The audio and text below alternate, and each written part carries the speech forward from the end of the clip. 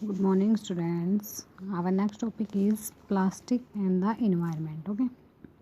In last video, we have discussed about properties and uses of plastics. Okay. So now we are going to discuss about plastic and the environment. Humans depend on plastic because they are cheap and easily available. ये human beings क्यों है depend plastic पे? Because ये क्या है, cheap, मतलब cost इनकी लो है और यह क्या है, इजली अवेलेबल, कि ईजिली अवेलेबल हो जाते हैं हमें मार्केट में. Okay. But plastics are non biodegradable. अब आपको भी पता है कि प्लास्टिक्स क्या हमारी नॉन बायोडिग्रेडेबल सब्सटेंसेस है ना.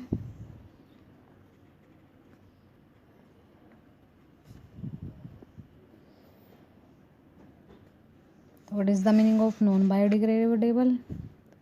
That can not be decomposed, कि जो हमारी क्या नहीं हो सकती, डिकम्पोज नहीं हो सकती with the help of micro organisms.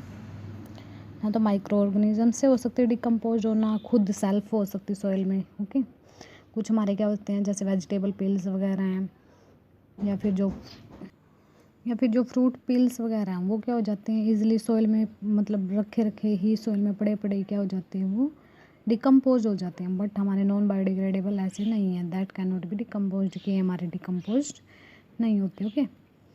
तो इसीलिए हम जो वेस्ट जनरेट होता है, hence the waste generated from plastic की पैडिंग हिप्स ऑफ गार्बेज, कि जो हमारा जो वेस्ट जनरेट होता है किससे, प्लास्टिक से.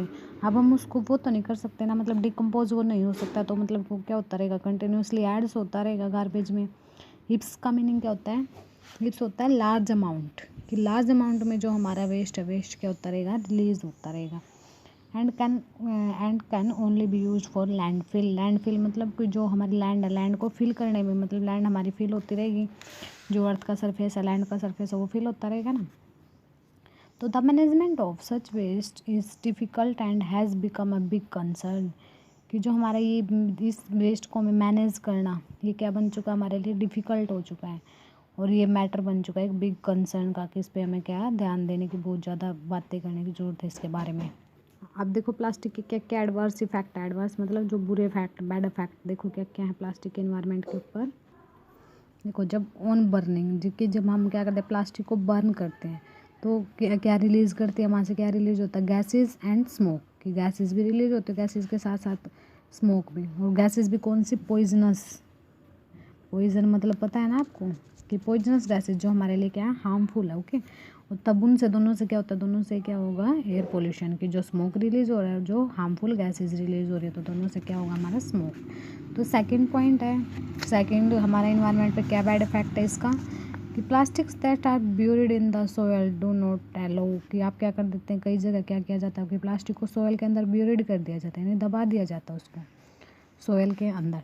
तो उससे क्या होता है कि जो रेन वाटर है, आप 7th क्लास में भी रीड कर चुके हो ये, कि रेन वाटर है, रेन वाटर कहाँ जाता है, अंडरग्राउंड हो जाता है ना हमारा रेन वाटर, कि जितना हमने, मतलब ठीक है, हम अगर उसको स्टोर नहीं करें तो वो कहाँ चला जाता है, सोयल के नीचे चला जाता है.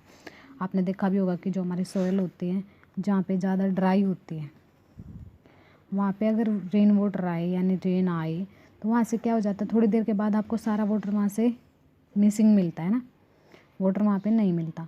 लेकिन अगर सोयल पहले से क्या है, वहाँ पे मॉइस्ट है, मतलब वहाँ पे वाटर प्रेजेंट है, और रेन आ गई है, तो उसके बाद आपको क्या मिलेगा, वो डबल वाटर मिलेगा, वहाँ पे ज़्यादा ही मिलेगा.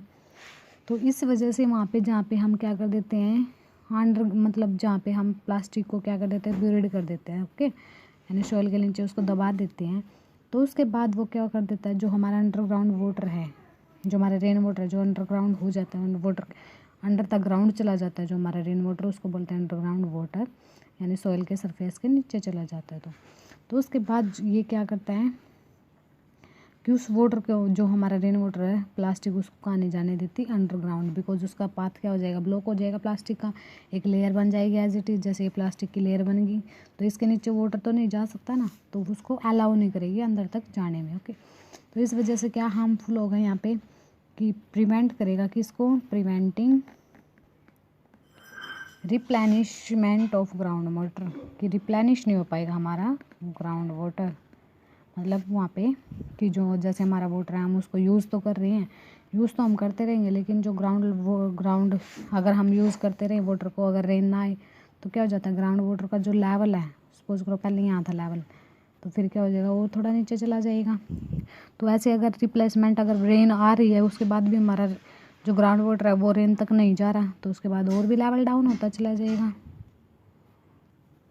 नेक्स्ट है कि हम क्या करते हैं, जो प्लास्टिक बैग्स होते हैं उनको हम क्या कर देते हैं, उनके अंदर फूड कंटेनिंग होता है, यानी फूड कंटेन करते हैं जो हमारे प्लास्टिक बैग्स, हम उनको क्या कर देते हैं, जिसमें लेफ़्ट ओवर फूड है, कि जिसमें क्या है, फूड बचा हुआ है पहले से, हम उनको कहाँ डाल देते हैं, सीधा डिस्पोज कर देते हैं। ओके, यानी मतलब डिस्पोज कर देते हैं, डस्टबिन में डाल देते हैं या बाहर छोड़ देते हैं इन्वायरमेंट में। कि जो हमारा लेफ़्ट ओवर फूड है वो किस में रहता है, प्लास्टिक बैग्स में, अगर आप उसको डाल के क्या कर देते हो, मतलब छोड़ देते हो, ठीक है, डिस्पोजल के लिए, बट वो डिस्पोज तो नहीं होगा, बिकॉज वो किसके अंदर है, प्लास्टिक बैग्स के अंदर है। तो अब है भी वो फूड, उसके अंदर फूड रिमेन्स है, तो उस फूड को क्या कर लेते हैं, जो एनिमल्स हैं, एनिमल्स क्या कर लेंगे, ईट कर लेंगे, ठीक है, ईट बाय एनिमल्स। उस फूड को किसने ईट कर लिया, एनिमल्स ने ईट कर लिया।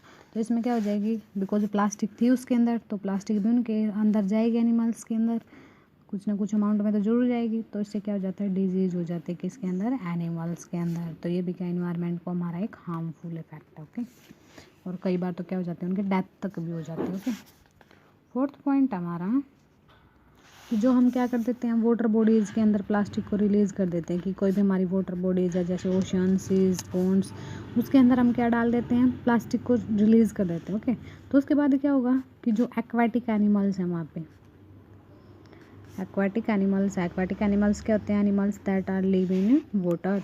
तो एक्वाटिक एनिमल्स को क्या होगा, वहाँ पे हार्म होगा। ओके, हार्मफुल रहेंगे किसके लिए, एक्वाटिक एनिमल्स के लिए। ओके, और कई सारी प्लास्टिक क्या कर देते हैं, ब्लॉक द ड्रेन्स, की जो हमारे ड्रेन्स होते हैं, नाले होते हैं, जहाँ से सीवेज वाटर का ट्रीटमेंट, मतलब सीवेज वाटर जाता है हमारा, उसको क्या कर देती हैं, ब्लॉक कर देती हैं। अगर सीवेज हमारा ब्लॉक हो जाएगा तो जब हमारा रेनफॉल वगैरह आएगा तो क्या हो जाएगा, वहाँ पे ओवरफ्लो ऑफ वाटर, कि मतलब ओवरफ्लो हो जाएगा वाटर का, यानी वाटर सीवेज की बजाय कहाँ से, गलियों में से चलना स्टार्ट हो जाएगा। ओके, तो इससे भी हमारे इसमें क्या होगा फिर कि कई दिन तक वहाँ वाटर स्टैगनेंट रहेगा, वहीं पे खड़ा रहेगा, तो उसमें क्या होंगे, मॉस्किटोज़ और जर्म्स की इंक्रीज ज़्यादा होगा, जर्म्स का। ओके,